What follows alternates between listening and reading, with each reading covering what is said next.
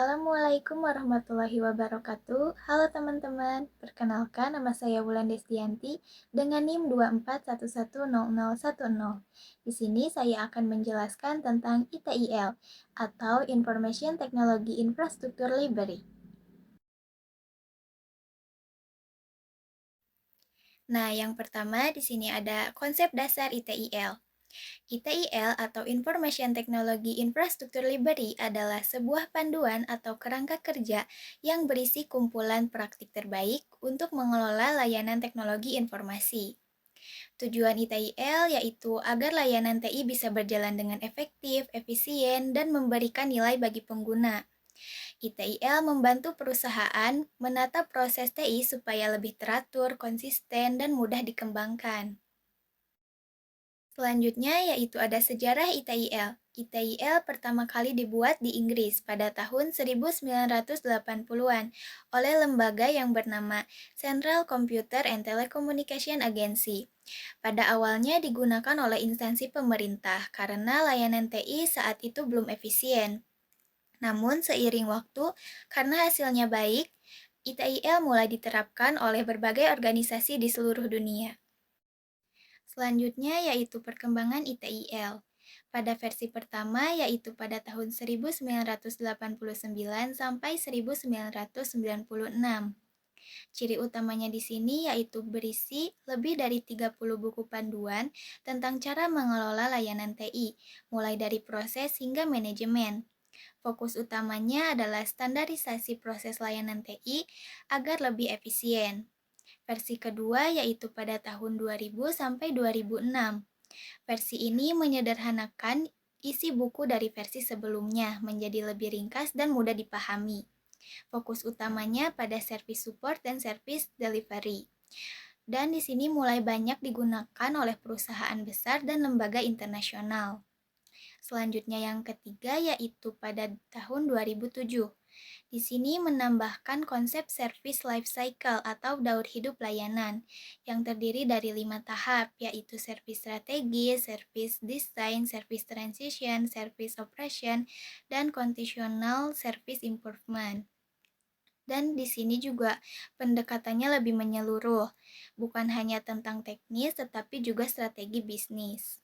Nah, selanjutnya yaitu pada versi keempat pada tahun 2019 hingga sekarang. Ciri utamanya di sini yaitu menyesuaikan dengan era digital. Versi ini memperkenalkan konsep baru juga yang membantu organisasi untuk menciptakan nilai secara berkelanjutan. Fokusnya lebih pada kolaborasi, fleksibilitas, dan perbaikan terus-menerus. Nah, mengapa sih ITIL itu digunakan? ITIL digunakan karena membantu organisasi mengelola layanan teknologi informasi dengan cara yang lebih teratur, efisien, dan berfokus pada kebutuhan pengguna.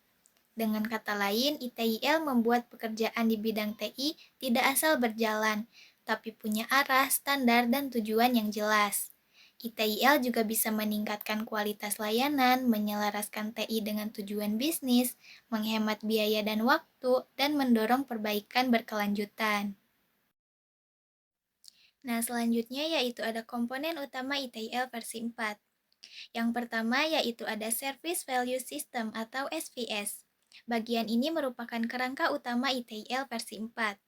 SVS menjelaskan bagaimana semua bagian organisasi saling bekerja sama, mulai dari prinsip, tata kelola, praktik, dan perbaikan, untuk menciptakan nilai atau value bagi pengguna dan bisnis. Tujuannya agar setiap layanan yang diberikan benar-benar bermanfaat, efisien, dan mendukung tujuan organisasi. Yang kedua yaitu ada guiding principles atau prinsip panduan. Prinsip ini berfungsi sebagai arah atau pedoman berpikir bagi semua pihak di organisasi saat mengambil keputusan atau melakukan tindakan. Ada beberapa contoh prinsip pentingnya yaitu yang pertama fokus pada nilai. Semua kegiatan harus memberi manfaat bagi pengguna. Yang kedua bekerja sama dan transparan. Tim harus saling membantu dan terbuka. Selanjutnya yaitu perbaikan terus-menerus, yaitu selalu mencari cara agar layanan menjadi lebih baik. Nah, selanjutnya yang ketiga yaitu ada practices atau praktik. Komponen ini berisi kumpulan aktivitas atau metode kerja yang membantu organisasi dalam mengelola layanan TI. Di ITIL ini ada praktik utama seperti menangani gangguan sistem, mengatur perubahan tanpa mengganggu layanan, dan menjadi pusat bantuan bagi pengguna. Kemudian yang keempat yaitu ada governance atau tata kelola. Bagian ini menjelaskan bagaimana arah, kebijakan, dan pengawasan organisasi dijalankan. Governance memastikan semua keputusan, strategi, dan tindakan tetap sejalan dengan tujuan bisnis dan kebutuhan pengguna. Nah, selanjutnya yang kelima yaitu ada continual improvement atau perbaikan berkelanjutan. Komponen ini menekankan bahwa tidak ada sistem yang sempurna, sehingga semua layanan, proses, dan kebijakan perlu selalu dievaluasi dan ditingkatkan. Perbaikan dilakukan secara bertahap, berdasarkan data dan umpan balik dari pengguna. Selanjutnya yaitu ada penerapan prinsip ITIL pada layanan aplikasi Gojek. Yang pertama di sini yaitu ada focus on value atau fokus pada nilai. Artinya semua layanan harus berorientasi pada kepuasan dan kebutuhan pengguna. Contohnya di aplikasi Gojek ini, fitur seperti estimasi waktu, promo, dan rating driver dibuat agar pengguna merasa nyaman dan mendapat layanan terbaik. Dengan begitu, Gojek tahu apa yang dianggap penting oleh pelanggan dan terus memperbaikinya. Nah, yang kedua yaitu start where you are atau mulai dari yang ada. Maksudnya, sebelum membuat hal baru, gunakan dulu apa yang sudah ada. Gojek menerapkannya dengan mengembangkan fitur berdasarkan data dan pengalaman sebelumnya, seperti memperbarui tampilan aplikasi tanpa mengubah sistem utama. Ini membuat pengembangan lebih efisien dan tidak membingungkan pengguna. Nah, selanjutnya yang ketiga yaitu ada collaborate and promote visibility atau kolaborasi dan keterbukaan. Prinsip ini menekankan pentingnya kerjasama dan keterbukaan informasi. Contohnya, Gojek menampilkan lokasi driver dan status perjalanan secara real-time, serta memberi akses help center agar pengguna mudah melapor jika ada masalah. Hal ini meningkatkan kepercayaan dan membuat layanan lebih transparan. Nah, selanjutnya di sini ada mind map sederhana tentang struktur ITIL versi 4. Struktur ITIL versi 4 didasarkan pada dua komponen utama. Yang pertama yaitu sistem nilai layanan atau SPS dan yang kedua yaitu 4 dimensi manajemen layanan. Pada struktur ITIL versi 4 ini yang pertama yaitu ada sistem nilai layanan atau Service Value System atau yang disingkat dengan SPS. SPS adalah model yang menggambarkan bagaimana semua komponen dan aktivitas organisasi bekerja sama untuk memfasilitasi penciptaan nilai. Terdapat beberapa komponen di sini yaitu yang pertama peluang, permintaan, dan nilai. SPS dimulai dari peluang atau permintaan dari konsumen atau pemangku kepentingan lainnya dan berakhir pada pencapaian nilai bagi mereka. Yang kedua yaitu ada prinsip panduan adalah serangkaian rekomendasi universal untuk membantu organisasi dalam semua situasi. Terdapat beberapa prinsip, yaitu seperti fokus pada nilai, mulai dari posisi saat ini, berprogres secara iteratif dengan umpan balik, berkolaborasi dan promosikan visibilitas, berpikir dan bekerja secara holistik, jaga kesederhanaan dan kepraktisan. Yang ketiga yaitu ada tata kelola atau governance adalah mekanisme yang digunakan oleh organisasi untuk mengarahkan atau mengendalikan tindakan. Kemudian yang keempat yaitu ada rantai nilai layanan atau Service Value Chain atau SVC.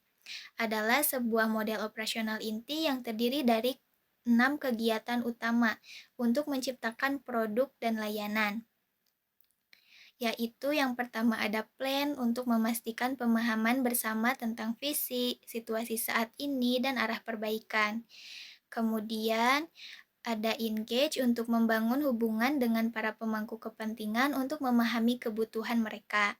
Kemudian ada desain, yaitu merancang layanan baru atau yang diubah. Kemudian ada obtain, yaitu memperoleh atau membuat komponen layanan sesuai dengan spesifikasi.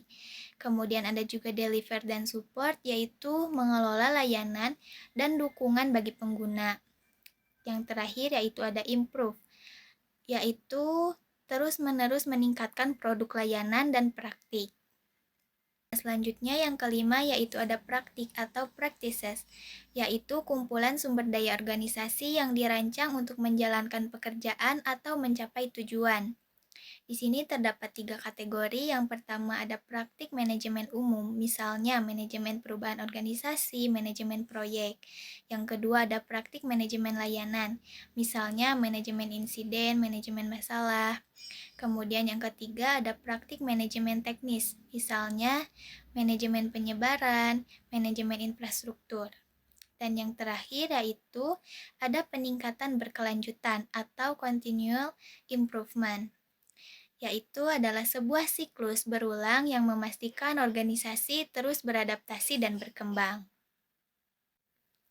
Nah, selanjutnya pada struktur ITIL versi 4 yang kedua yaitu ada 4 dimensi manajemen layanan. Keempat dimensi ini memastikan pendekatan manajemen layanan yang holistik dan seimbang. Dimensi-dimensi ini meliputi yang pertama yaitu organisasi dan SDM atau Organization and People, yaitu struktur organisasi, budaya, kepemimpinan, dan kompetensi yang diperlukan untuk mengelola layanan secara efektif. Yang kedua, informasi dan teknologi, yaitu informasi dan pengetahuan yang diperlukan serta teknologi yang digunakan untuk mengelola layanan. Yang ketiga, yaitu mitra dan pemasok, adalah hubungan organisasi dengan pihak lain yang terlibat dalam desain, pengembangan, dan pengiriman layanan. Dan yang terakhir, yang keempat, ada aliran nilai proses, yaitu cara berbagai bagian organisasi bekerja sama dalam suatu rantai nilai untuk memungkinkan penciptaan produk dan layanan. Oke, sekian yang dapat saya sampaikan. Mohon maaf bila banyak kekurangan dalam menjelaskan. Terima kasih. Wassalamualaikum warahmatullahi wabarakatuh.